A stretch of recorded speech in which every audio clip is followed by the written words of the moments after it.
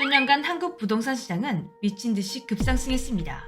3억 하던 아파트가 6억으로 껑충, 6억 하던 아파트가 20억으로 껑껑충. 이게 불과 몇 년 만에 벌어진 일입니다. 부동산이 오르기 전에 집을 산 사람과 그렇지 않은 사람의 차이는 심각하게 벌어지게 되었죠. 비정상적인 부동산 시장의 흐름을 다시 정상적으로 만들기 위해 부단한 노력들이 쏟아지고 있지만 올라버린 집값을 안정화시키는 건 쉽지 않은 일이었는데요. 상황이 이렇다 보니 아예 내 집 마련을 포기해버리는 젊은 층이 급증하고 있죠.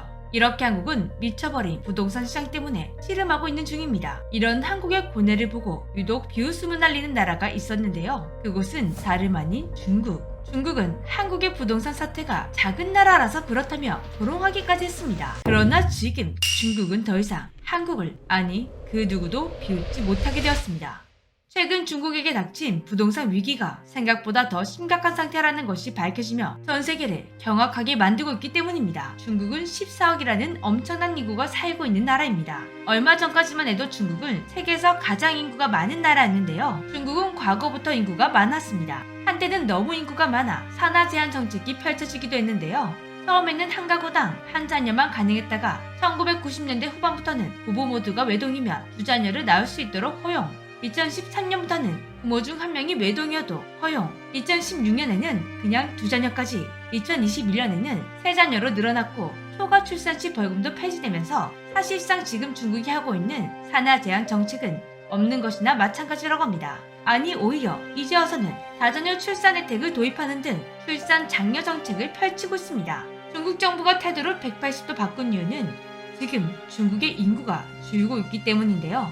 가구당 평균 인구가 크게 감소하고 있으며 중국 여성들의 출산 기피 현상도 점점 심각해져 2022년 60년 만에 처음으로 중국 인구가 감소한 것으로 발표되었습니다. 이는 일시적인 현상이 아닌 장기적인 사회 문제가 되고 있는데요. 전문가들도 현재 중국은 급격히 인구가 줄어들 것으로 전망하고 있습니다. 인구가 줄어드는 것도 위기인데 중국을 덮친 위기는 이뿐만이 아니었습니다. 얼마 전까지 중국은 건설업 초호황기를 누리며 급격히 성장했는데요. 14억이라는 엄청난 인구가 살 곳을 지어야 하니 짓고 또 짓고 끝없이 지었습니다. 그만큼 중국은 더 성장해 나갔습니다. 그런데 어느 순간 아파트를 지어도 들어와서 살 사람들이 나타나지 않았다고 합니다. 그러면서 중국은 유령 아파트가 넘쳐나게 되었고 들어올 사람이 없다 보니 빚더미에 올라앉게 된 중국의 건설사들은 줄줄이 무너지기 시작했는데요. 지금 중국은 14억 인구로도 채울 수 없을 만큼 너무 생각 없이 집을 많이 지어버린 것입니다. 업계 전문가들마다 주장하는 것은 다르지만 현재 중국에 있는 빈집은 30억 명이 살기에도 충분하다는 말이 나올 정도로 심각한 수준이라고 합니다. 2021년 중국을 대표하는 헝다그룹이 채무 불이행으로 무너지기 시작했고 지금까지도 채권을 상환하지 못하는 최악의 상황이 이어지고 있습니다. 중국 국가통계국에 따르면 올해 8월 말 미분양 주택은 무려 720만 가구. 이것은 투기꾼들이 매입한 빈집이나 아직 완공되지 않은 주택 등을 제외한 수치라 실제로는 더 거대할 것으로 보고 있습니다. 그런 와중에 중국 최대 부동산 개발업체로 불리는 비구이 위안도 헝다그룹처럼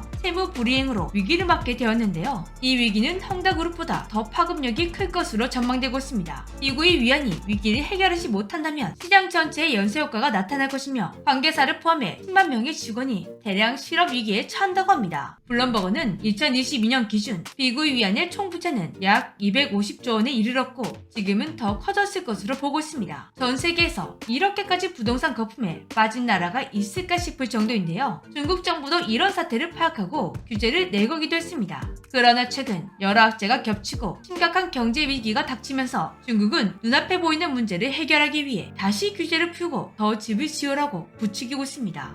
중국은 건설만 하면 상상을 초월할 만큼 대규모로 개발되기 때문에 일단 짓기만 하면 경제 지표가 좋아지기 때문이었습니다. 그러나 이건 어디까지나 임시 방편일 뿐 결국 감당하지 못할 수준에 이르면 그때는 그냥 뻥 하고 터져버리고 말 것인데요. 그때 자신들의 행동을 반성하는 시간이 될 것 같네요. 지금까지 재미쥐였습니다. 안녕.